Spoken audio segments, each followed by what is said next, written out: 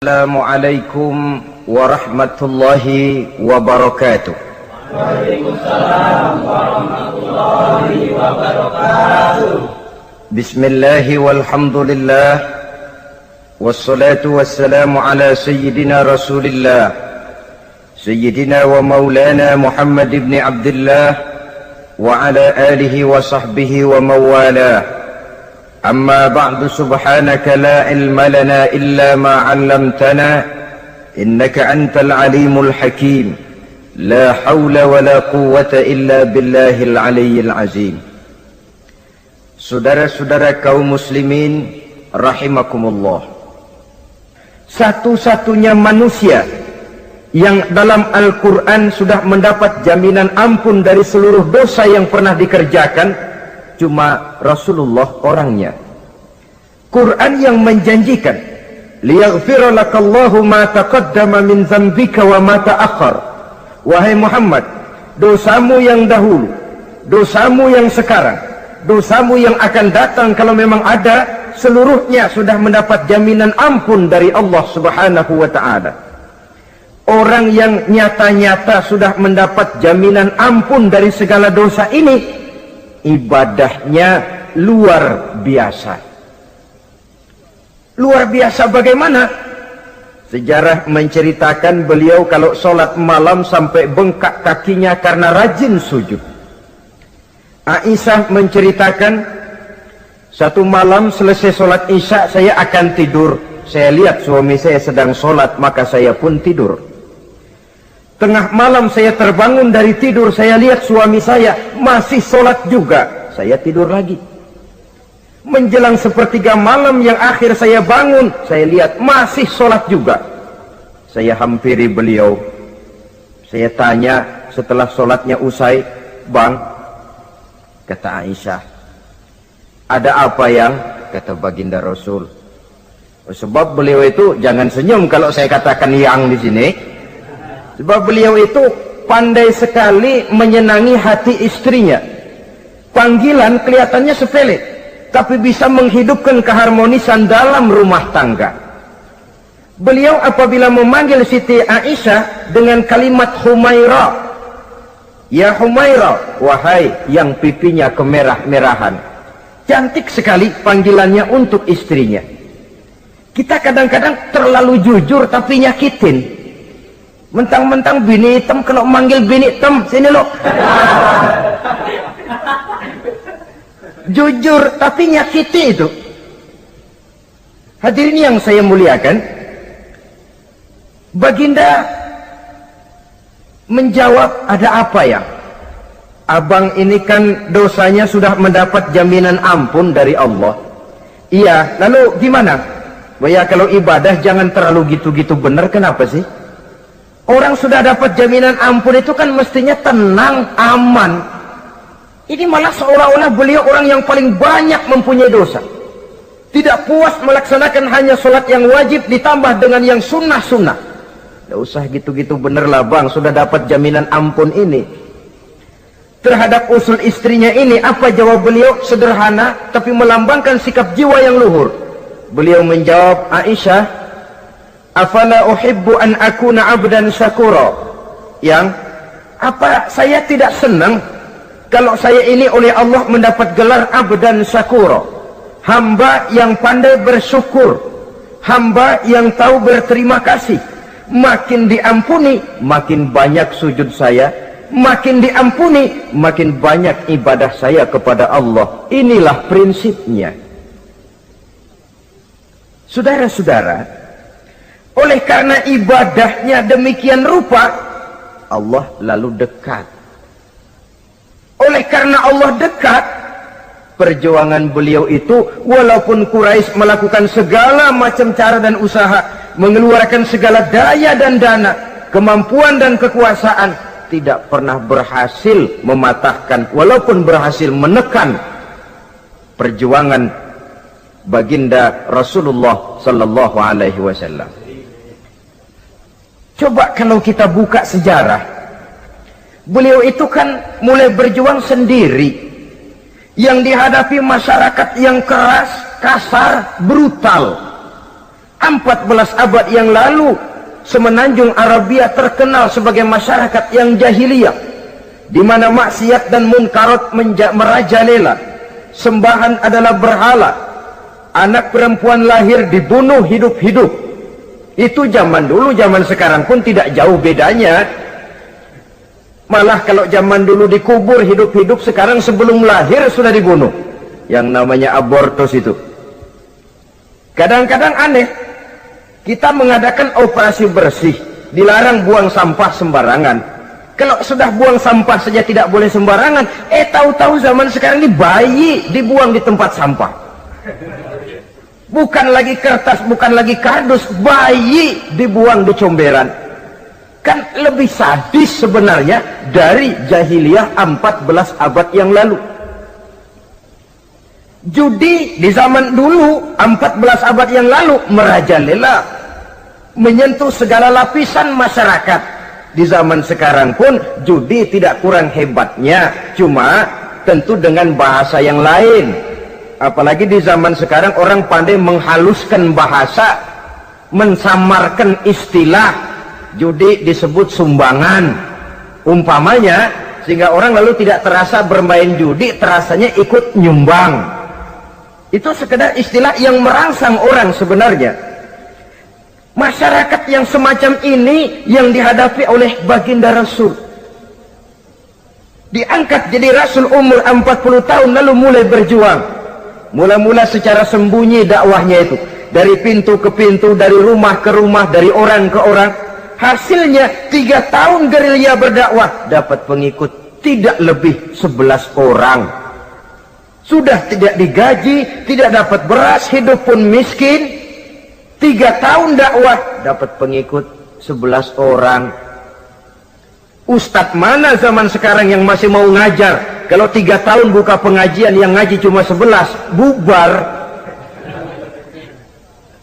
Kiai mana yang masih mau buka pondok? Kalau 3 tahun buka pesantren, santrinya cuma 11. Pemimpin mana yang masih mau kampanye? Kalau 3 tahun kampanye dapat pemilih cuma 11, bangkrut. Tapi tidak dengan Rasul. 3 tahun berlalu, turun perintah fasda bima tu'mar.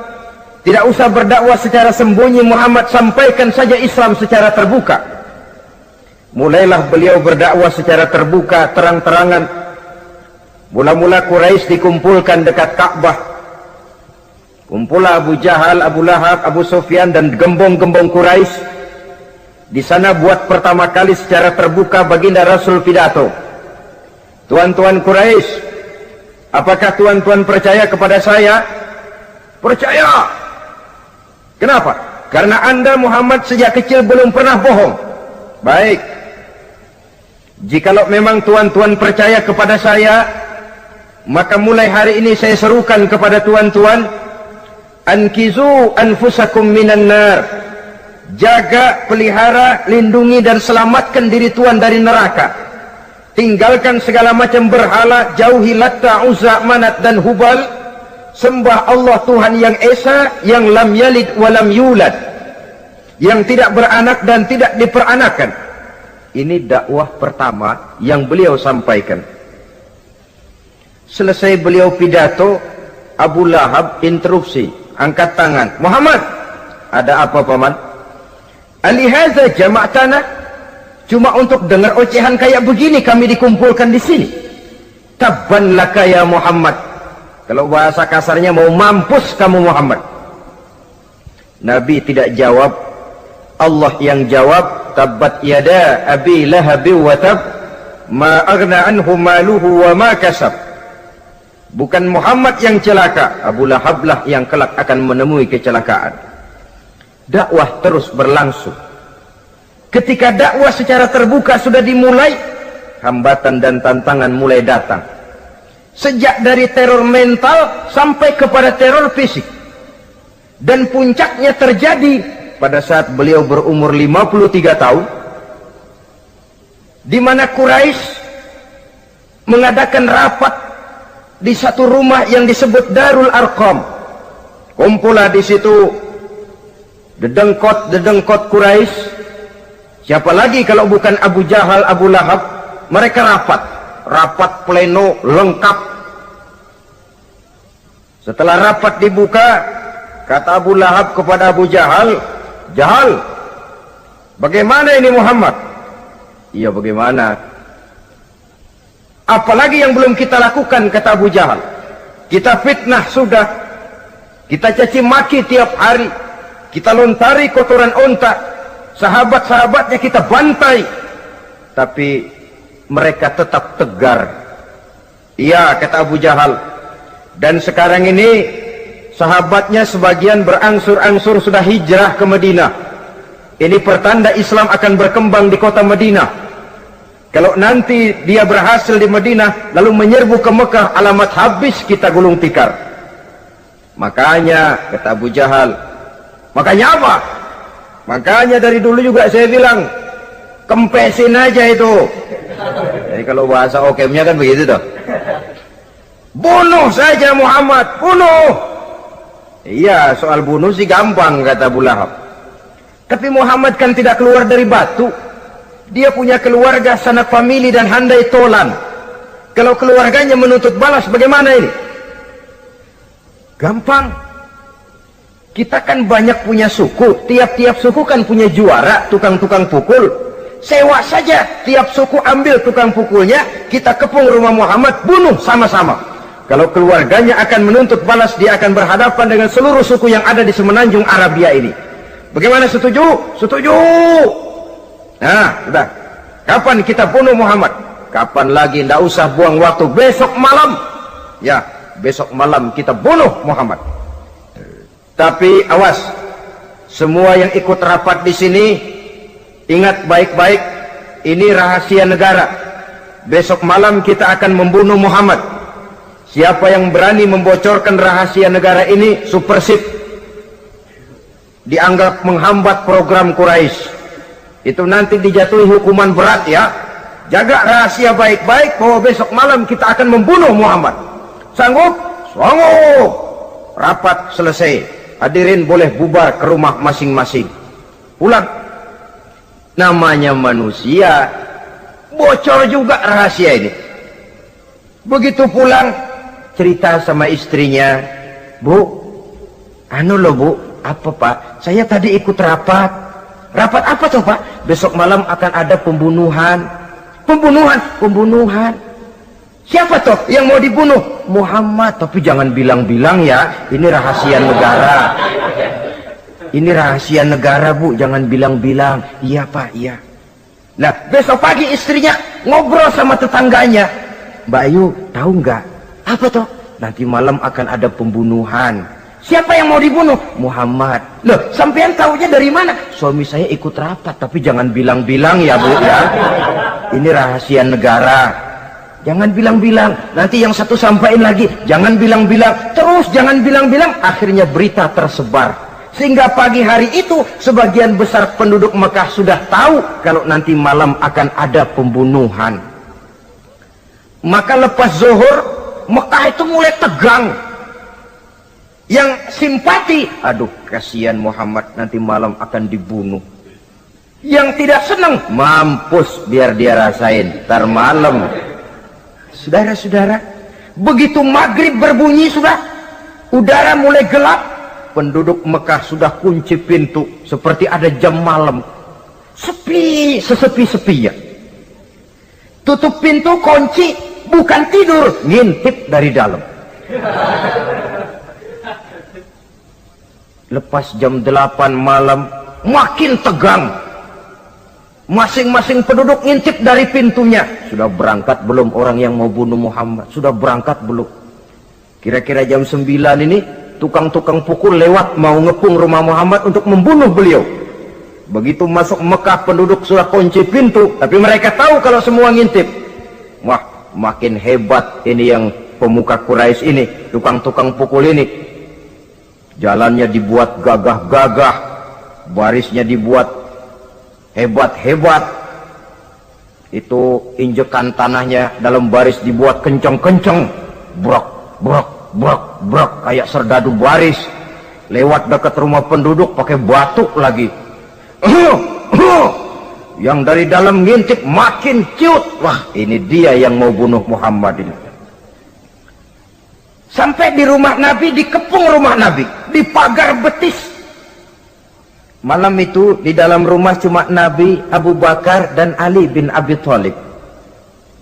Nabi tahu rumahnya dikepung. Lewat tengah malam beliau berkata, Abu Bakar, saya ya Rasul, mari kita berangkat hijrah. Baik ya Rasul. Ali, saya ya Rasul, kamu gantikan saya ya. Gantikan apa ya Rasul? Gantikan tidur di tempat tidur saya. Baik ya Rasul. Masya Allah, sekali menggantikan mati. Tidur di tempat tidur Rasul pada malam rumahnya dikepung, resikonya kan mati. Menggantikan mati. Lah kalau menggantikan lurah lumayan. Menggantikan mati. Dan Ali tahu persis resikonya. Dan beliau waktu itu masih muda dan beliau tidak nawar. Baik ya Rasul, saya akan tidur di sini, berangkatlah Tuhan. Berangkat Rasul.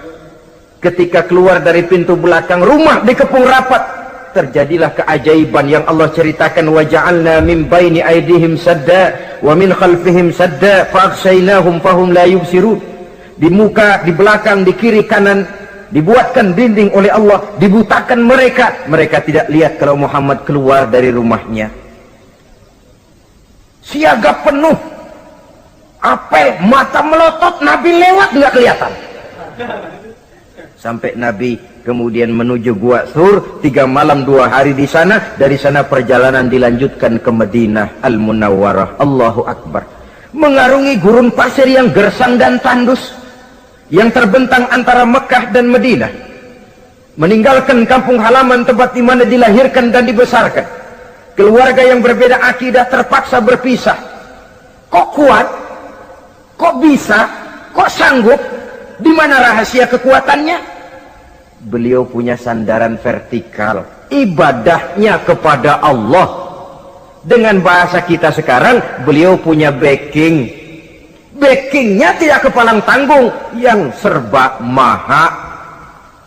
Maka saya mengajak kepada seluruh kaum muslimin, di zaman sekarang kan orang lagi main backingan, ya. Nah, siapa yang punya backing punya jalu. Saya cuma mengajak, kalau mau cari backing jangan kepalang tanggung, carilah backing yang serba maha. Maha gagah, maha tahu, maha adil, maha bijaksana, maha segala-galanya. Dan dialah Allah subhanahu wa ta'ala.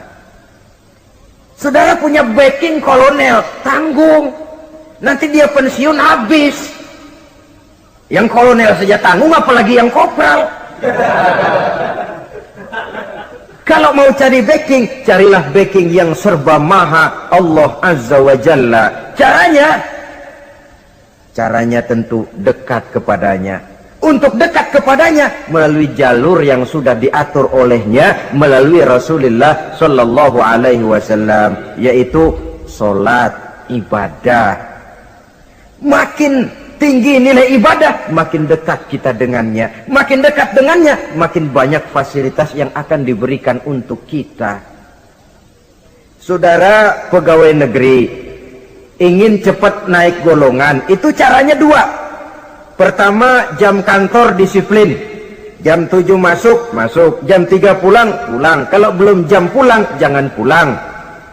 Yang kedua, tambahan di luar jam kantor, sering-sering datang ke rumah kepala bagian. Apa malam minggu, apa hari minggu, apa bawa jeruk, apa pisang Ambon, kan begitu toh. Ini nanti kan kepala bagian kan nilai, karyawan saya yang satu ini jam kantornya disiplin, tambahan dia sering datang hari minggu di luar jam kantor bawa jeruk lagi. Ini mestinya belum naik, lah gua naikin dulu ke atas. Naik, saudara-saudara. Yang saya maksud apa? Itu zuhur, asar, maghrib, isya, subuh, jam kerja resmi itu, jam kantor. Lah, ada kunjungan di luar jam kantor, yang namanya tahajud, yang namanya hajat, yang namanya duha. Nanti kan Allah lihat, ini hambaku yang satu ini jam kantornya betul, zuhur, asar, maghrib, isya, subuhnya tepat. Tambahan di luar jam kantor, dia sering menghadap kepadaku. Nah, hambaku ini aku angkat kau maqamam mahmuda, ke satu tempat yang terpuji. Kalau Allah yang ngangkat, satu negara orang mau rendahkan kita, kita akan tetap tinggi. Kalau Allah mau rendahkan, satu negara mau angkat kita, kalau memang dasar mesti nyungsap ke bawah. Inilah perlunya sandaran vertikal. Inilah perlunya kita mempunyai backing hanya kepada Allah. Pada waktunya orang akan sampai ke titik jenuh. Dalam kesunyian orang sering mempertanyakan eksistensi diri, mulai mempertanyakan hakikat keberadaannya di tengah kesibukan bisnisnya, di tengah kesibukan kerja dari rapat ke rapat, dari kantor ke kantor, dari tender ke tender. Orang akan sampai kepada titik jenuh. Dikala itu dia memerlukan ketenangan, dikala itu dia memerlukan kedamaian, dikala itu dia mencari eksistensi diri. Sebenarnya hidup ini mau apa sih? Cuma sekedar menjalani hal-hal yang rutin saja, pergi pagi pulang sore, peras keringat banting tulang, atau ada tujuan yang lebih luhur daripada sekedar ini? Dikala itulah dia mulai mencari jalur untuk mendekatkan diri kepada Sang Pencipta. Dan tidak bisa ingin dekat dengan Allah, saudara, pakai aturan sendiri. Ingin dekat dengan gubernur harus ikut aturan yang ditetapkan oleh protokolnya gubernur. Ingin dekat dengan presiden, ya ikut jalur yang sudah disusun oleh protokolnya presiden. Ingin dekat dengan Allah, ya ikut jalur yang sudah diatur oleh Allah melalui Rasulnya. Apa itu? Ya diantaranya sholat, puasa, dan ketentuan-ketentuan ibadah yang lain. Tidak bisa dengan prinsip, yang penting kan hati baik, berjiwa bersih, akhlak luhur, tidak usah sholat kalau hati baik sudah dekat dengan Allah. Oh, alangkah enaknya kalau begitu. Kalau dengan itu bisa dekat dengan Allah, rasanya Nabi Muhammad yang paling dulu berhenti sembahyang. Kenapa? Beliau orang yang hatinya paling baik. Beliau orang yang budinya paling luhur. Kalau budi luhur dan hati baik sudah menjamin untuk dekat dengan Allah, Nabi dulu berhenti sholat. Nyatanya tidak. Beliau orang yang berbudi luhur, berakhlak baik, entoh ibadahnya demikian rupa. Dan beliau adalah standar untuk kita jadikan contoh dalam mengamalkan ajaran-ajaran agama di kehidupan kita ini. Saudara, itu tadi sepertiga waktu beliau untuk ibadah, untuk Allah. Sepertiga yang kedua dari waktu beliau adalah untuk tugas. Dalam hal ini, sebagai seorang Rasul, menyampaikan risalah Islam berhadapan dengan umat. Yang jadi soal ialah, apa modal utama beliau di dalam melaksanakan tugas? Dan ini nanti sebagai cerminan buat kita. Modal utamanya pertama adalah keteladanan, dan yang kedua adalah akhlak. Sekarang ini kita hampir nyaris mengalami berbagai macam krisis. Yang paling santer kita dengar adalah krisis wibawa. Ada pak guru dicegat muridnya di jalanan, dipukulin karena nggak naik kelas katanya. Nampaknya guru nggak lagi berwibawa. Di satu pihak mungkin karena si guru tidak bisa digugu dan ditiru. Di lain pihak juga murid tidak lagi mengenal arti rasa hormat kepada pak guru. Nah, kenapa krisis wibawa timbul? Karena tidak ada keteladanan. Adapun Rasul, wibawa beliau timbul di tengah umat karena keteladanan ini. Apapun yang beliau ajarkan kepada umat, beliau adalah pelaksana pertama. Dengan kata lain, satunya kata dan perbuatan. Ini yang sangat diperlukan di zaman kita sekarang. Bukan cuma sekedar simposium, muktamar, kongres, rapat besar dengan keputusan bertumpuk-tumpuk kertas di atas meja, tetapi tidak pernah terrealisir dalam kehidupan. Yang kita perlukan adalah satunya kata dan perbuatan, bahwa kalau itu yang diucapkan, itu yang diterapkan. Kalau itu yang diteorikan, itu yang dikerjakan. Keteladanan. Yang kedua, rahasia sukses beliau dalam melaksanakan tugas berhadapan dengan umat, akhlak. Beliau tidak menyampaikan Islam ini dengan kekerasan, tidak juga dengan bujuk rayu harta, tidak pula dengan menakut-nakuti orang. Belum pernah kita baca dalam sejarah beliau teriak-teriak, awas yang tidak masuk Islam dipecat jadi orang Arab. Tidak. Atau dengan bujuk rayu, ayo siapa masuk Islam super mie 2 bungkus? Tidak. Sebab kebenaran tidak bisa dipupuk dengan materi. Kebenaran adalah soal keyakinan, dan keyakinan adalah soal batin. Orang yang beragama karena tertarik kepada super mie, orang yang beragama karena tertarik kepada pakaian, kepada obat-obatan, nilai imannya dipupuk dengan materi. Dan usaha seperti itu sama saja dengan menegakkan benang basah. Dia percaya kepada sesuatu yang dia tidak mengerti. Dia yakin kepada sesuatu yang dia tidak tahu apa bentuk yang dia yakini itu. Alangkah malang dan kasihannya orang yang beragama seperti ini. Tidak demikian dengan Rasul. Islam ini adalah satu keyakinan. Keyakinan terhadap kebenaran hanya bisa ditegakkan dalam nurani manusia yang paling mendasar. Karena itu dia tidak bisa dipaksakan. Dan itu pula sebabnya Quran punya prinsip la ikraha fid din.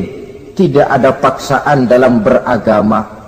Mau Islam silakan, tidak mau Islam silakan. Allah tidak memaksa. Tapi ayat ini jangan disalah pakai.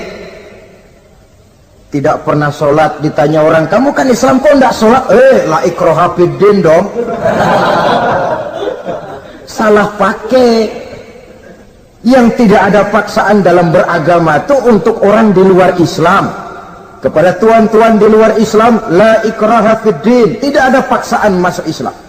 Tapi kalau sudah masuk ke dalam Islam, maka berlaku peraturan Islam.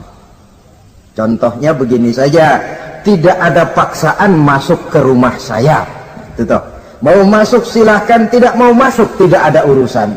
Tapi sekali saudara masuk ke rumah saya, saudara harus ikut tata tertib yang ada di dalam rumah saya.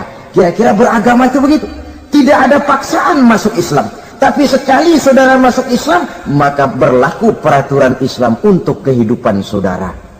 Jadi la ikraha fid din ini buat orang di luar garis. Allah tidak maksa-maksa orang mau masuk Islam, mau tidak, silahkan saja. Tapi ketika orang mendapat hidayah masuk ke dalam Islam, peraturan Islam berlaku dalam kehidupannya. Saudara hadirin kaum muslimin rahimakumullah, akhlak, mari kita lihat lebih jauh bagaimana sih akhlak beliau yang mulia itu. Allahu Akbar. Kalau orang berakhlak kepada teman itu sih biasa, tapi berakhlak kepada musuh ini yang luar biasa. Ini yang agaknya Allah saja memuji beliau, wa innaka la'ala khuluqin azim. Engkau Muhammad benar-benar berada di atas budi pekerti yang luhur dan terpuji. Kalau saya baik kepada orang yang memang baik kepada saya, logis toh, wajar, memang harusnya. Tapi berbuat baik kepada orang yang jahat terhadap saya, ini yang tidak setiap orang bisa. Nah, sebab itu saya tidak ingin menceritakan akhlak beliau kepada sahabat, namanya juga kepada sahabat. Saya akan kutip beberapa riwayat yang menceritakan bagaimana akhlak beliau kepada orang yang nyata-nyata memusuhinya. Berbagai riwayat menceritakan bagaimana beliau ketika di Taif dilontari orang dengan batu, yang melontari beliau malah mendapat doa, Allahumma hdi qaumi fa innahum la ya'lamun. Ya Allah, berikan hidayah, berikan petunjuk kepada yang mereka yang melontari saya dengan batu, karena mereka tidak tahu. Kalau saja mereka tahu, mereka tidak akan melontari saya dengan batu. Ya Allah, berikan hidayah kepada mereka. Padahal ketika itu malaikat Jibril menawarkan jasa, Muhammad, kalau kamu mau orang yang melontari kau dengan batu itu hancur, saat ini juga saya angkat Jabal Uhud, saya timpakan mereka biar mati semua. Mau Muhammad? Jangan Jibril, mereka tidak tahu. Kalau saja mereka tahu, mereka tidak akan melontari saya dengan batu. Lebih baik doakan mereka supaya mendapat hidayah dari Allah.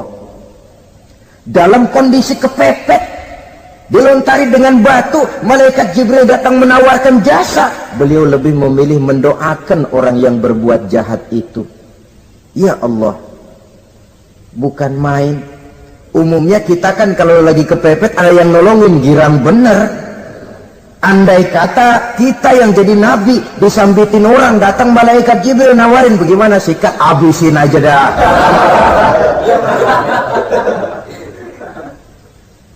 Ini akhlak kepada musuh.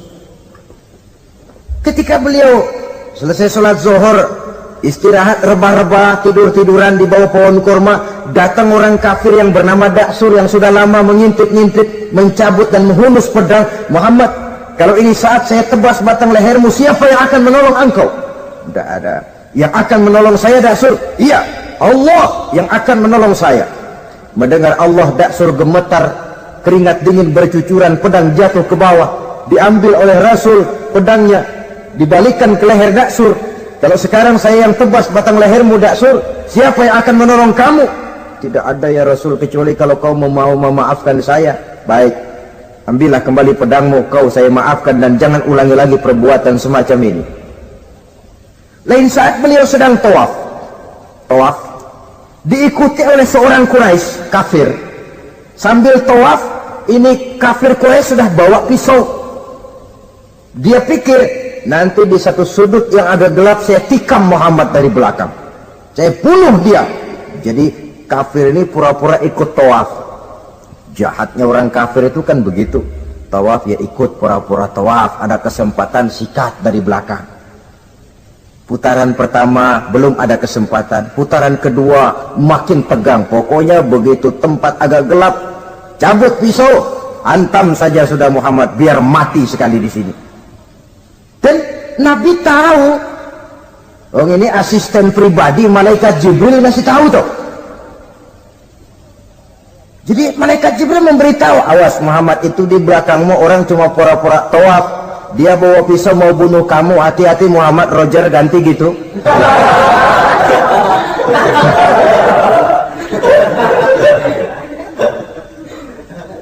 Tahu persis beliau. Sampai di satu sudut yang gelap, si kafir ini mencabut pisau, Nabi nengok ke belakang, menoleh Nabi. Begitu menoleh, Quraisy ini kan ketangkep basah, bahasa Arabnya yumsak mablul katanya, ketangkep basah, grogi, salah tingkah, garuk nggak gatel, kasihan melihatnya sudah.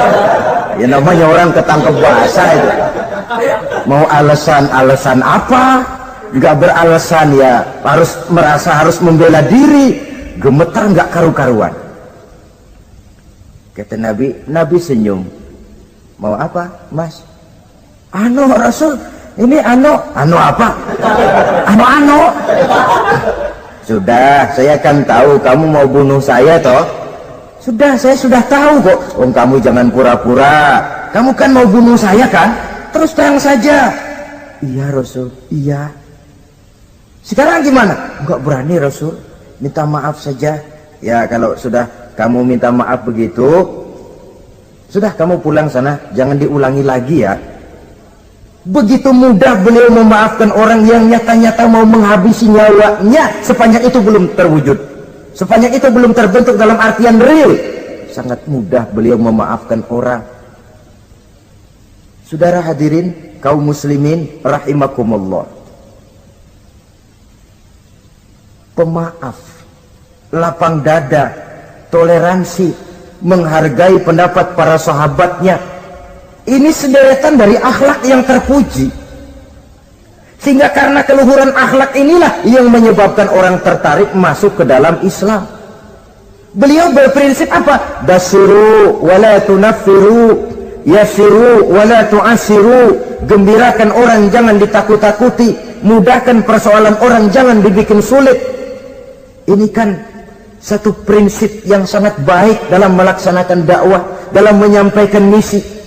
Apapun tugas kita di masyarakat, sebagai pegawai pemerintahan, pejabat negara, pedagang, pengusaha, seniman, ustadz, mubalik, kiai, ulama, dalam berbagai profesi, modal utama untuk sukses adalah akhlak. Sebab hati kita yang tahu cuma Allah. Orang lihat penampilan kita, orang lihat muka kita. Sebab itu Nabi katakan, innakum la tas'una nasa bi amwalikum walakin yas'uhum minhum bastul wajhi wa husnul khuluqi. Kamu tidak akan bisa menarik simpati orang banyak dengan hartamu, tapi bisa kau tarik simpati orang banyak dengan akhlak yang baik dan muka yang senyum, muka yang enak dilihat. Orang kadang sering bilang, dia mah biar mukanya begitu hatinya baik. Iya, soal hati kita nggak tahu. Yang kita lihat pertama muka. Bagaimana gue mau ikut dia, mukanya kayak batu kuburan. Kesan serem pertama itu kan sudah ada. Walaupun kadang-kadang hati memang baik, tapi hati itu kan urusan Allah. Yang kita lihat pertama muka. Ini barangkali nanti termasuk teori dalam psychology of salesman ya, bahwa sesuatu yang baik kalau dihidangkan dengan cara yang tidak baik, orang tidak akan tertarik. Lihat saja, orang sekarang ini kan entah makin lajunya dunia bisnis kita, masuk ke rumah-rumah kita cuma menawarkan air jahe, menawarkan sasa, menawarkan kecap bango, menawarkan barang-barang yang kelihatannya remeh. Ini kan termasuk psychology of salesman. Yang datang ya biasanya perempuan, wajahnya ya lumayan, paling kurang sedikit di atas 6 lah begitu. Lalu tutur katanya sopan, masuk ke rumah tidak sungkan, ada rasa familiar, rasa kekeluargaan, lalu datang. Taktik untuk menawarkan barang yang jadi merek dagangannya. Nah, Islam ini agama yang baik. Kalau disampaikan dengan cara yang tidak baik, sadis, memponis, orang akan lari dan jauh. Menyinggung, bukan menyentuh. Siapapun kalau tersinggung lari, tapi kalau tersentuh, dia akan mendekat. Apaan lo Islam bayang begitu? Mikirnya anakku sembayang diomelin, mendingan kagak sembayang sekalian ketahuan. Saudara hadirin yang saya muliakan, ini yang diberikan contoh oleh baginda Nabi. Apapun tugas kita, pedagang utamakan akhlak, petani utamakan akhlak, seniman utamakan akhlak, mubaligh utamakan akhlak, pejabat negara utamakan akhlak, pelayan dan pengabdi masyarakat utamakan akhlak. Saudara hadirin yang saya hormati, kaum muslimin yang berbahagia. Jadi untuk sukses di masyarakat, untuk sukses di tempat tugas, modal utama adalah akhlak. Dan ini yang dicantikan contoh dari Nabi kita Muhammad sallallahu alaihi wasallam. Sepertiga waktunya untuk tugas. Dalam menjalankan dan melaksanakan tugas sebagai seorang rasul, menyampaikan risalah Islam, berhadapan dengan umat, modal utamanya adalah akhlak. Demikian juga kita di masyarakat. Dan akhlak itu memang harus dibiasakan sejak kita kecil, sehingga dengan demikian nilai-nilai yang baik akan terus terbawa sampai di hari tua kita. Saudara-saudara, rasanya kehancuran satu bangsa dimanapun di dunia ini selalu dimulai dengan kehancuran akhlak daripada bangsa itu sendiri. Dan kehancuran akhlak itu bisa saja terjadi di tengah kemakmuran ekonomi, di tengah maju dan canggihnya teknologi. Kapan? Apabila pegangan orang kepada agama sudah lemah dan rapuh. Kita tengok di negara-negara di sebelah barat kita, kemajuan teknologi yang tidak diimbangi dengan kuatnya pegangan orang kepada agama telah melahirkan budaya-budaya yang merendahkan martabat manusia. Lahirlah kebudayaan hippies, lahirlah kebudayaan nudis, hidup serba bosan dengan ini dan itu karena segalanya sudah dimiliki, rumah mentereng, jumlah kendaraan sejumlah keluarga, kapal pesiar di laut mewah, pesawat udara punya, setelah ini punya ini ada, semua ada, titik jenuh sampai. Mau apa semua ini? Akhirnya ingin hidup apa adanya, tidur di goa-goa, tidur di kaki-kaki gunung, tidur di hutan belantara, pakaian kumel. Itu hipis-hipis yang datang kemari, yang pakaiannya kumuh, tambelan, lepis belel, padahal di kantongnya cek, travel cek, dolar. Lain hipis kita, emang benar-benar gembel.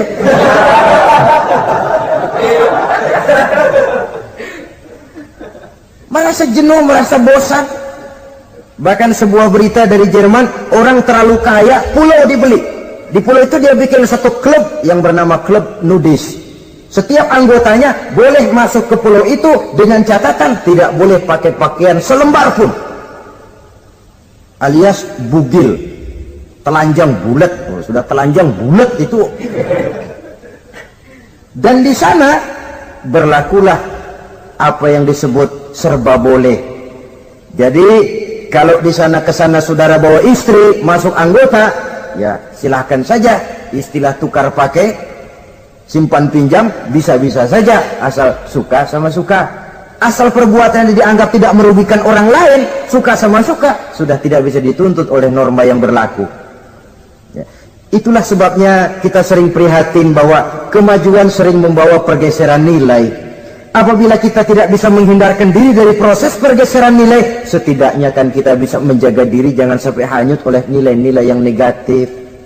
Akhlak, baik sebagai muslim, baik sebagai bangsa Indonesia yang berkepribadian luhur, itu merupakan cerminan kita.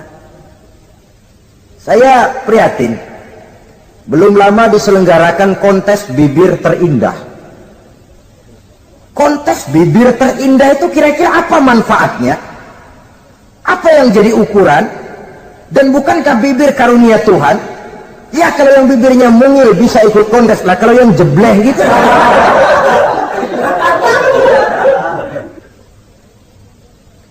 Kontes bibir terindah masih hangat dibicarakan orang. Sudah muncul lagi kontes betis terindah. Nah kalau sudah bicara soal betis ini, kan yang terbayang oleh kita kira-kira ukurannya apa? Yang diukur itu apanya ya? Ya tentu betisnya itu. Nah paling celaka kalau betis-betis yang ikut itu nanti jadi milik panitia semua kan. Yang tidak usah kita mengukur dengan kacamata agama, dengan budaya kita sebagai bangsa Indonesia yang berfalsafahkan Pancasila, rasanya mendengarnya saja kok sudah tidak sah gitu loh. Tidak pas untuk ukuran kita sebagai bangsa yang berfalsafahkan Pancasila. Saudara-saudara kaum muslimin rahimakumullah, ini yang saya maksud tadi, proses pergeseran nilai. Andai kata kita tidak bisa menghindarkan diri dari hal yang semacam itu, setidaknya kita bisa menjaga diri jangan sampai hanyut ditelan proses pergeseran nilai. Dan memelihara nilai-nilai akhlak ini dari hari ke hari memang tidak semakin ringan, bahkan akan semakin berat, karena tantangan yang kita hadapi juga akan semakin berat. Inilah sepertiga yang kedua dari waktu beliau untuk melaksanakan tugas. Jadi modal utama dalam melaksanakan tugas akhlak. Di antara nilai akhlak itu prinsip Nabi tadi, gembirakan orang, jangan ditakut-takuti, mudahkan urusan orang, jangan dibikin sulit. Sehingga kalau yang memang mudah lalu dipersulit, itu sudah mencerminkan akhlak yang tidak diajarkan oleh Rasulullah Sallallahu Alaihi Wasallam. Kemudian yang terakhir, sepertiga yang ketiga dari waktu beliau adalah untuk keluarga. Jadi tadi ada waktu untuk Allah, ibadah, ada waktu untuk tugas, dan yang ketiga ada waktu untuk keluarga. Bagaimana Rasul di tengah keluarganya? Anas bin Malik bercerita, saya 11 tahun membantu di rumah tangga Rasul. 11 tahun itu kan artinya 11 kali 360 hari kali 24 jam. Bukan waktu yang sebentar itu. Selama 11 tahun saya membantu di rumah tangga Rasul, kata Anas, belum pernah saya dengar kata-kata kasar, keras, membentak. 11 tahun saya membantu di rumah tangga beliau, belum pernah saya lihat ada piring terbang, ada bakyak melayang. Artinya apa? Cerminan dari ketentraman, keayeman, kedamaian rumah tangga beliau. Padahal rumah tangganya kecil, istrinya lebih dari satu, tapi aman, tentram, rukun. Kita kadang-kadang istri satu seminggu 7 hari, perang 6 hari. Cuma 1 hari gencatan senjata. Sudah hadirin, saudara kaum muslimin rahimakumullah, kalau beliau tidak menyenangi satu masakan, misalnya masakan istrinya, Tidak mencah-mencah, cuma kelihatan dari makannya barangkali tidak begitu banyak. Tapi tidak pernah mencela apapun yang dimasak istrinya. Senang ya dimakan, tidak senang ya dimakan karena menghargai lelah jerih payahnya istri. Ini kelihatannya sepele, tapi dari sini keharmonisan rumah tangga itu bisa saja timbul. Bukankah seseorang hanya bisa sukses di tempat tugas? Jadi apapun dia, kalau berangkat dari ketentraman dan ketenangan di rumah tangga. Dan tidak ada orang bisa meraih sukses kalau dia berangkat dari rumah tangga yang berantakan. Itulah sebabnya ini sangat diperhatikan oleh baginda Rasul. Dari rumah yang kecil, dari tempat tidur yang sederhana, yang sebelah itu kain kasar, sebelah dipakai untuk tidur, sebelah dipakai untuk selimut. Jadi kasur merangkap selimut. Allahu Akbar. Tapi dari rumah tangga yang semacam itu keluar ucapan baiti jannati, rumah tanggaku laksana surga bagiku. Di mana sih rahasianya? Karena rumah tangga beliau didirikan di atas ajaran agama. Agama membuat suami istri tahu hak dan tahu kewajiban. Kalau kewajiban dilaksanakan, hak diberikan, akan timbul saling pengertian. Apabila ada pengertian, akan timbul ketenangan, dan ketenangan adalah tangga utama untuk mencapai rumah tangga bahagia. Apalah artinya?